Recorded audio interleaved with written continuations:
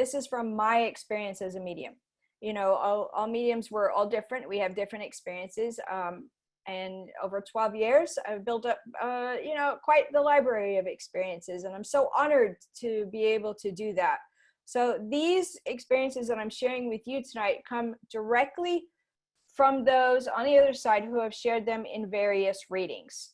When it comes to suicide, it's a very difficult topic. But as a medium, I have a very different perspective. And that is because I have been educated by those who have gone, who have died by suicide, who have gone before us.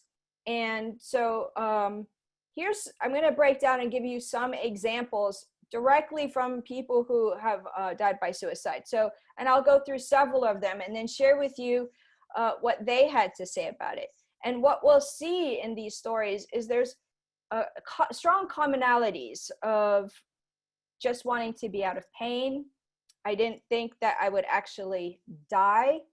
It was impulsive. I was dealing with long-term depression and mental illness, and I had a terminal illness. So these I find are the most common themes. And so I'm just going to go through some individuals here. So, and these are some that really stand out for me because after doing so many readings, you just have some individuals that stand out and, you know, for us. And it's because they just speak so clearly. They're so visceral about how they share their experiences and what they're doing on the other side. And this might be a challenging one for all of us, but I remember this young boy very clearly. He was only 9. And it's not important, the method. That is really not important here. So we leave those details out because we're speaking of someone's life here and life on the other side. So the method, it doesn't matter. But it was a young boy, and I can remember him showing me the picture of being home after school, and he actually was sitting on a bunk bed. So, and like I said, he was about 9 years old. Sweet, sweet, sweet young boy. And I was speaking to his mother here. And for you moms out there, you know, having a child transition before you is very, very tough to say the least. So this young boy tells me, and he's only 9, and he says that they were hurting him at school. And he just thought that if he died, he wouldn't have to go back to school tomorrow. Now, that was a hard one, right? And the mom side of the story was he was being bullied, and they were trying everything with the school to get him the help he needed and to get him protected. And they had a plan, but the little guy didn't know about the plan. And so here he is, he takes this action, and unfortunately it's a permanent action. And so now he's on the other side. And now he says from the other side, beaming, just lit up and beaming, "Do you see how handsome I am?" And he said to me, I said, "Yes, you are so handsome." And he says, "But I didn't know I was this handsome. And they showed me a mirror here. And they showed me how loved I am here. And I didn't understand." And he went on to say, "I come from a very good family, and I love my family. But the people at school, I thought that was more important right now. And that's why I died." And so, as you can see, is he sad on the other side? No, he did not express sadness. He did not express regret. Now, you know, keep in mind, he was a young boy, but he was so lit, and that was the beauty of it. And his mom had that feeling. She said, part of me knew he was doing so well. And that little bit right there helped her find some ease. Does a medium reading ever bring back anyone? No. Can it help us have some ease? Yes, it can. Was this young boy judged? No. And because he was so young, he actually didn't have to go to a place of teaching, which some people do once they die by suicide or have other circumstances.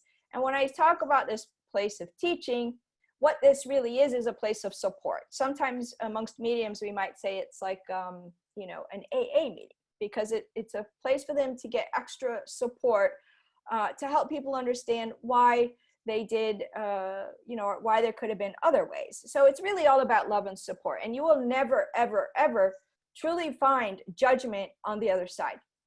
Never. And so this young boy, he really went on to say that he was with one of his grandmothers, and he says, you know how much I love animals, and so I get to play with all of the animals. And so how beautiful is that? And he was happy and riding a bike and all of these things. And so while it's not the same as having him here, of course, isn't it nice to know that that young boy is doing so well on the other side? I know it is for me. And I do sometimes get emotional with some of these readings, because I find that these young individuals who go this way are actually the ones we need so badly here. So that takes me to a young girl, and they won't be all young people, just to be clear, but we do have a very high percentage of younger people that die by suicide. So I remember this 15-year-old girl, and this is what I get when somebody connects from the other side. And just to let you in a little bit, this is what I get from them when they let me know that that's how they pass. They will give me this motion. I did this to myself. That's the motion. And then I will get the feeling behind it of it was intentional, right? So that lets me know exactly what's going on here. And this 15-year-old girl, no one in her family could understand why. She had not really shown any signs. She hadn't been dealing with depression. So here we had a young boy that had been dealing with bullying and a really hard time, and his family doing everything they could to protect him. And they were. It's just an amazing family. And then you have this 15-year-old girl that seemingly is having, you know, 15 is hard, but she's seemingly happy. There's no history of depression. And so my question always to them is, what would you like to share? And, you know, how can I help you? And she says that she wanted to explain that she did this, but she really didn't understand she was going to die. And I have to say, again, this is so common. I didn't really think I was going to die, or they didn't understand the length of the permanency of death. So here's another instance of wanting to get out of pain. Now, this is a teenager, and so I asked her if she wouldn't mind giving some insight, because her family wanted to know. And so she said, boyfriend, best friend. And so I said to the parents, I said, well, she's talking about a boyfriend and she's talking about her best friend. And I said, now I'm feeling, as she gives this, I get the sense that she's actually letting me know that there's like heartbreak associated with this. So it turns out here, what happened was the best friend started seeing her boyfriend. Now at 15, we all know that that's a devastating event. I mean, it would never be a good event at any age, but at 15, we're less equipped to handle it because, you know, our relationships are everything, right? We can't see anything but those. And she said that she just wanted to sleep and sleep for a long time. So in her mind, she wanted it all to stop. She didn't want to deal, but her actions caused her transition.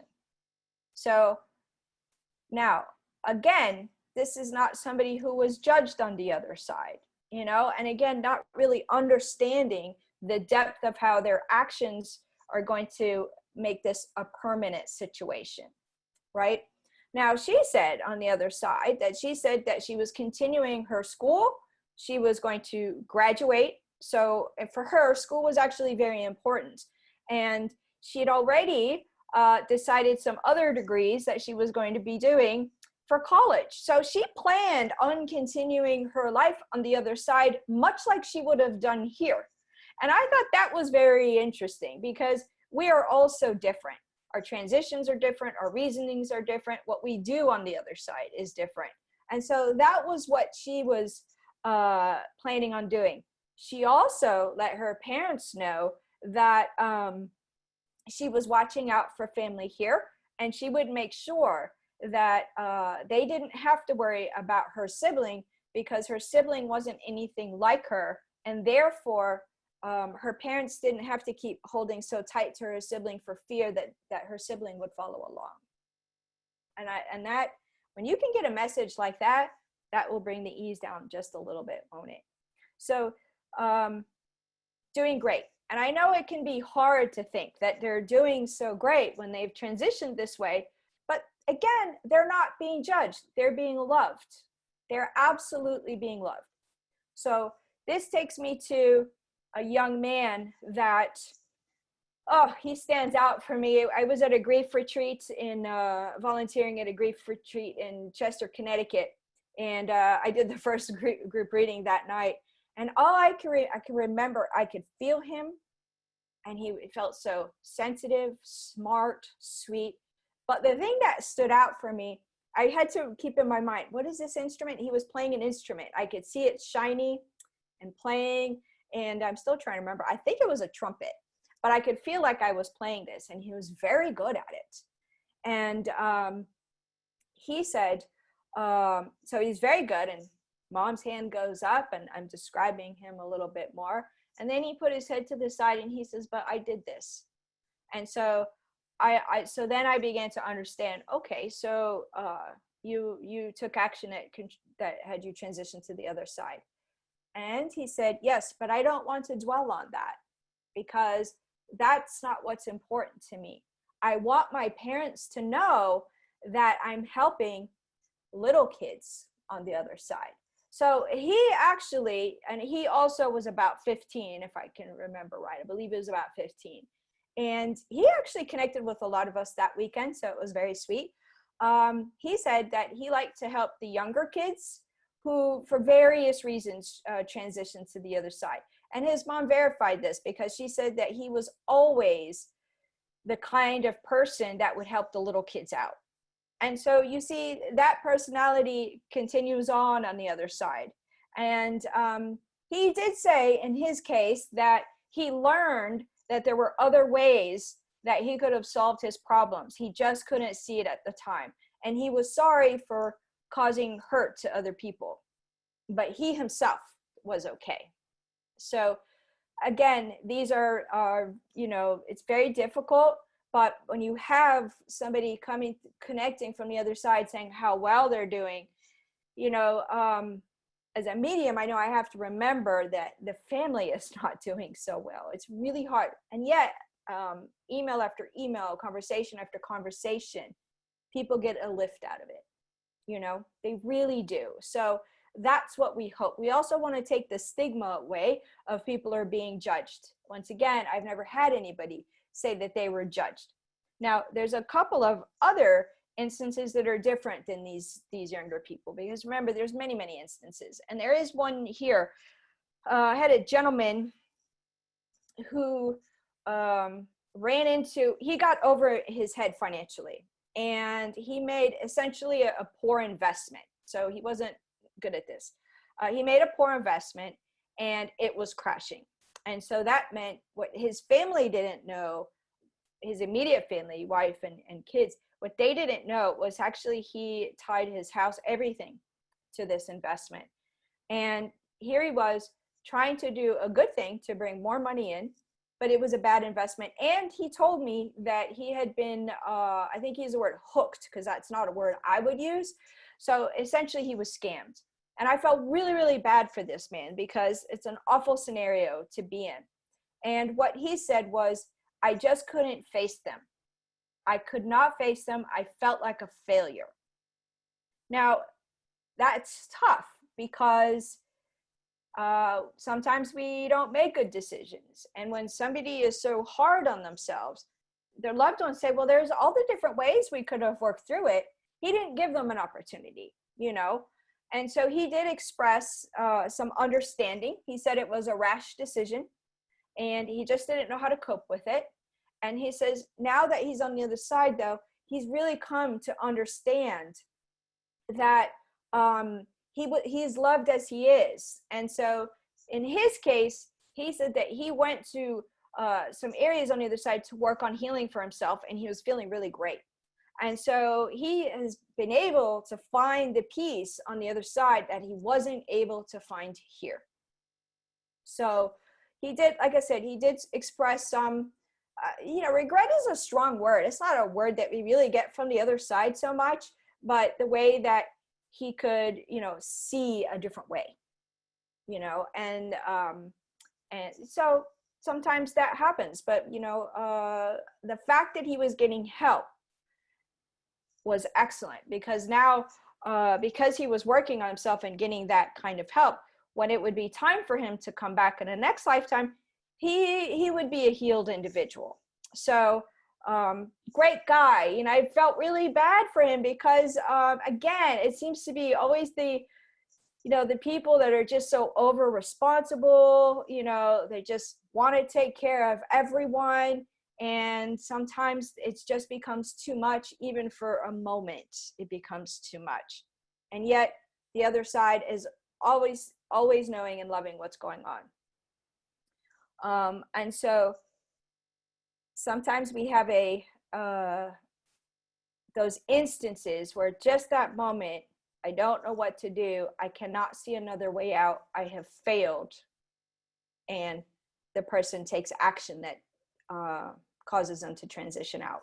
So, a tough place to be. And I think as for us, as hard as that is, I also think it's really important for a moment to step in the other person's shoes to say, it must have been so bad for them at that moment that they felt that they had no other option, and that's the kind of love and compassion you get when you're welcomed from the other side, from guides, from your family, friends, whomever are there with you, your animals. That's the kind of warm welcome that you get. Now, the other theme that we seem to have is planned. These are people who have planned it out. And in many cases, it's not a surprise to their loved ones. Is it still painful? Yes, it is.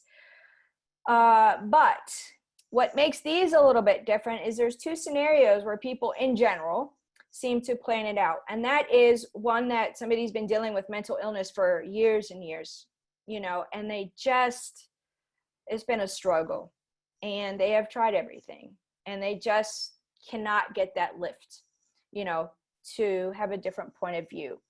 So you have those, and then you have people who have a terminal illness. Now, I want to be clear. I'm not ever saying that there's a scenario that makes it okay to die by suicide. And I know some of the stories I'm sharing might sound contradictory to what I'm saying, but the soul has a plan and a purpose. And that plan is set up ahead of time for us. We make those agreements when we come here. And then once we transition to the other side, it's our loved ones, or our guides rather, who will help us in that process to say, there was a different way you could have looked at this. So they will be the ones to give us that kind of support. It's not up to us here to judge. But again, we've not been judged on the other side, so why should we be judged here, right? Now, people who have planned, when they have a mental illness and they die by suicide, in my understanding and my experience, they're treated as somebody who has an illness. And that's why I put these two together, terminal illness and mental illness, because it's often treated as an illness. And so in a way, it's similar, not exact, to a natural passing due to illness. So I see them very differently. And when they connect that way, they say, oh yes, I'm fine. I feel the best I have felt in a long time because I don't have that mental illness, or I don't have that physical condition. So I'm good. So when they connect that way, and yet they've died by suicide, but they connect this way because they had mental illness and a terminal illness, it feels very different. It feels very similar to me as somebody who's transitioned by cancer. And why should they be judged? Mental illness is an illness, you know, and we try everything to help them out. And sometimes there's just, for some people, some individuals, there's just not something able to help them. So I just want to round out this part just a little bit, and then we'll go to the questions. And that is, the common themes are, the pain is too great. It's just too much to handle. I felt like a failure. I just couldn't see another way. And I had illness. So those will be the most common things. I'm not talking, you know, accidental here. That's a different type of topic. All right. And I would like to give you a couple of quotes from guides from the other side. And perhaps these quotes will be good for all of us. Okay. If you could only see yourself as we see you, you will understand the beauty each and every one of you has inside of you.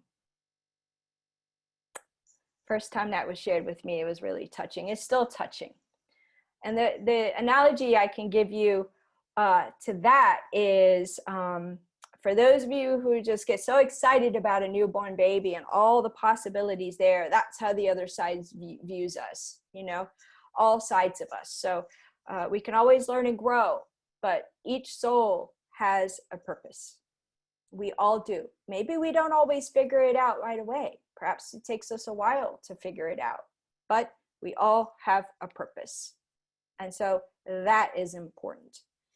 And one last statement is, we know, this is spirit world, we know that this journey is not an easy one, yet we are here for you.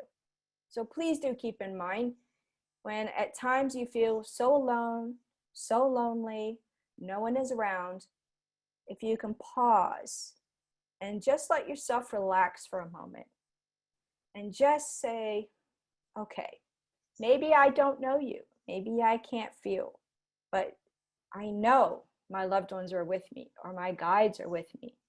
And I'm asking you for a little lift right now to help me get through another day. They will. I also want to add something that one of my guides shared to me years ago now, but it's helped me a lot. And that is, I was having a tough time, you know, and frankly, I was complaining a little bit, but I was having a hard time. And they went like this: why do you think the world is so beautiful? Because we know how hard life is.